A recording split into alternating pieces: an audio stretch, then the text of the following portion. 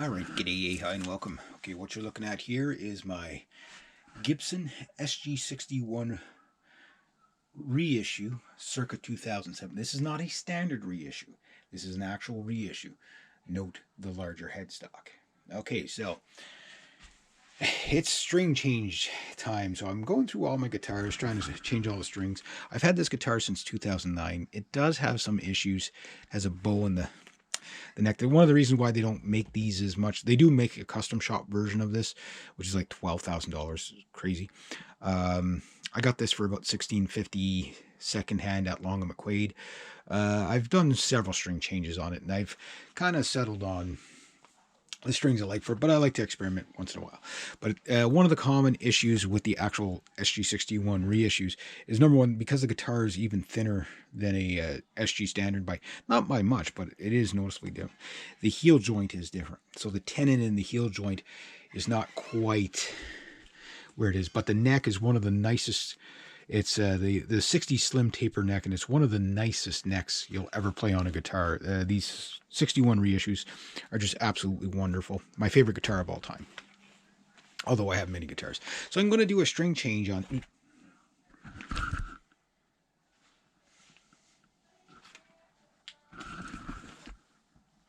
Fender strings going on a Gibson. Blasphemy. Yeah, I'm going to do it. Okay, normally what I use is Gibson Bright Wines.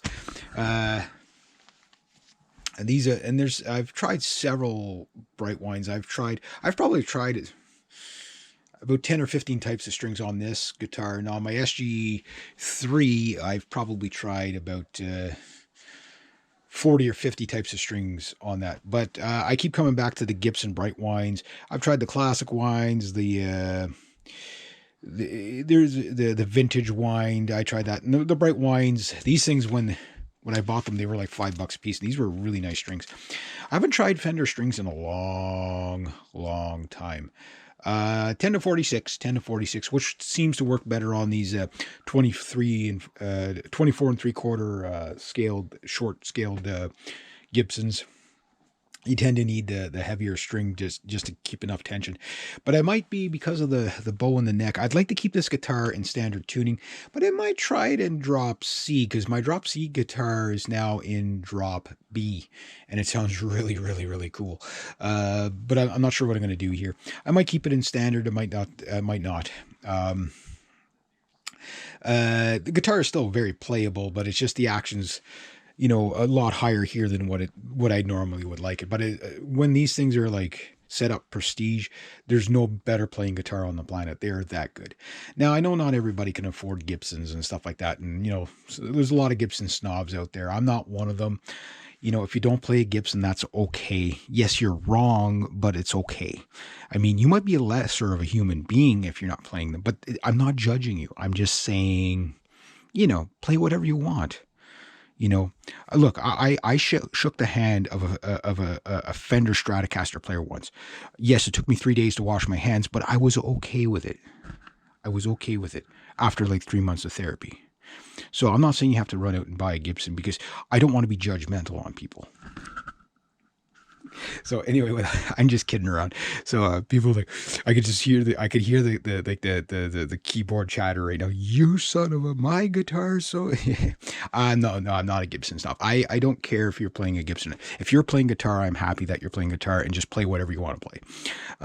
But if you have a little extra cash, you won't regret buying. Like, these are kind of like lifetime guitars. You don't buy them and flip them. These are guitars you buy and you take them to the grave with you. Like, I'm going to be buried with this guitar because it's like my favorite guitar of all times, even if it's not the best guitar. But this is the guitar that I judge all other guitars on. Like, and trust me, when this thing's in these are in mint condition. They're a tall order to beat. They just do everything really well. They are more of what you would call the dad rocker guitar, because of the big thing about these guitars is that one thing Gibson hasn't quite caught on yet is that younger players tend to want different sounds. They don't all want to sound like the 1960s, right? And that's what these guitars are pretty much. Well, it's a 61 reissue, right? But they should make a new version of it with, like, say, Seymour Duncan's or something, because the Gibson pickups are still more geared towards, with the exception of, say, like the 496, the 490, the 500T. I would love to put a 500T in one of these, 500T and a 4096. That's about the only metal, the Dirty Fingers too, maybe, but that's about the only metal pickups that you can get from Gibson. Everything else is like Burstbucker 1s, 2s, and 3s, Burstbucker Pros, etc., etc. Classic 57s, which is one of my favorite Gibson pickups of all time. They even have the classic 57 Plus, which I have in my SG3. They're great pickups, but they sound good. Like, you'll get the Jimi Hendrix sounds, you'll get the Zakk Wylde sounds, you'll get the Randy Rhoads sounds, but you won't get modern metal sounds. They're a little bit too muddy for that. But they do sound great. They're not meant for like extreme high gain and extreme effects. They're more like the Angus Young sound straight through the amp. You know what I mean? But that's what you buy these guitars for, right? But playability wise, man, there's nothing easier to play than one of these when they're, like, if go try an SG Standard, you'll see what I mean. Like, they just play so easy. You might find it weird going from a 25.5 scale, or if you play extended range guitars like 26.5, 27 inch, you might find it a little bit weird to go to something like this. But you get used to it like this, it plays itself. Like, it's they're so crazy good. This guitar is well set up for even with the issue that I have. You know, it's not like, again, it's not a deal breaker. It's just I can't do any more with the truss rod. I've went as far as I could with the truss rod.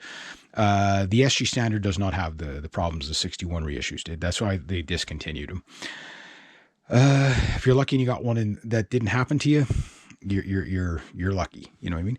But yeah, so I've changed several strings on this several times, but it's been a couple of years since I've at least since 2019 since I last put strings on here, so that's like 6 years ago.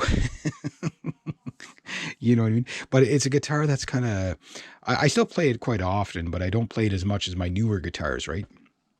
Like my 7-string and stuff like that, my 8-string, and, you know, my Flying V. I tend to play those guitars a little bit more now than this. Although every time I pick this up, it's like, oh yeah, that's why I bought it. You know, like it's such a great guitar to play. Time. Okay, yeah. So I'm gonna wrap this up fairly quick. But anyway, I'm gonna get this cleaned up. I know I did a video on it, and I get, you know, like anything, if you put an opinion on the online, everybody, you know, you'll get everybody telling you how wrong you are and stuff like that. But trust me, it works. You have to, when you adjust your intonation, okay, the way I do it, I'm not a guitar tech, but the way I do it is I set everything where it's roughly supposed to be, right? This is for standard tuning. Then what I do is I set my height, okay, and I keep the tailpiece up just a bit, so that you'll hear a little bit of buzzing on the bridge. And then what I do is I slowly, you got to go back and forth a bit, intonate the guitar. Okay, once the guitar is fairly intonated, I put just a little bit of pressure. Never put the stop bar all the way down, or you'll be popping strings. You'll have too much tension across the bridge, and you'll be popping strings. So you just put enough tension on there just to take away the buzzing off the bridge.